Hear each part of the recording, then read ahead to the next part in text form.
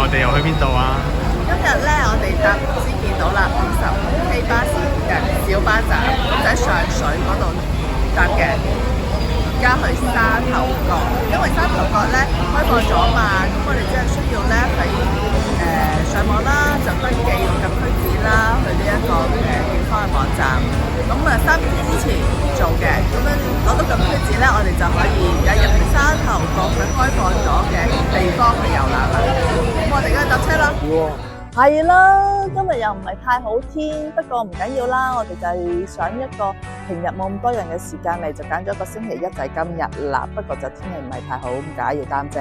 我哋啱啱咧就搭小巴入到嚟啦，就呢個小巴站。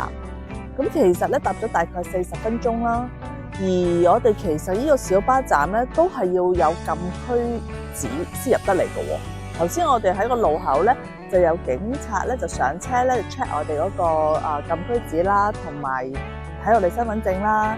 咁對翻冇問題咧，就俾我哋跟住架小巴坐住入嚟啦。咁個小巴行到我諗200米到啦，就到嗰個小巴站啦。咁我而家落咗車就諗住周圍行下啦。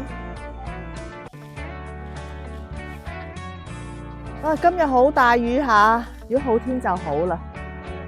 咁咧，我哋而家就喺沙頭角裏邊一個比較好特別嘅地方，要拍一段片。原因就聽講呢條咁長嘅碼頭咧，係全港最長嘅碼頭。咁所以我嚟拍一拍啦。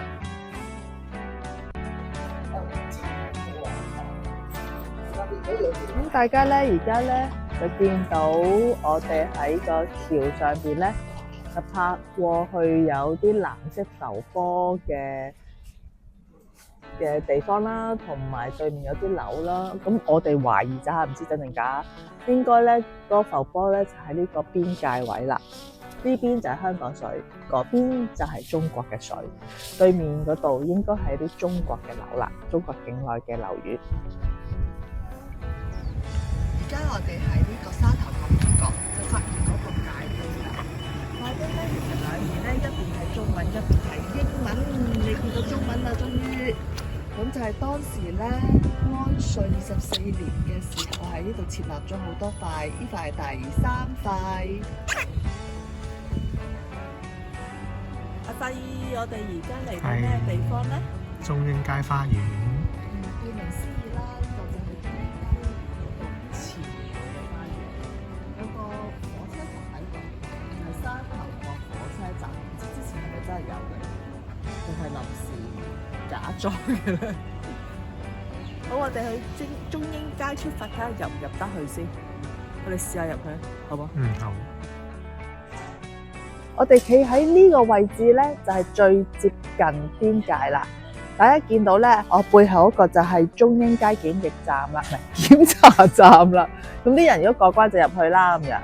咁跟住咧，其實咧只係有一個透明嘅屏障隔住。呢邊係香港，嗰邊就已經係深圳啦，已經係國內地方啦。咁不過我今日咧就冇帶呢一個回鄉證，所以又過唔到去。就喺呢邊睇下啦。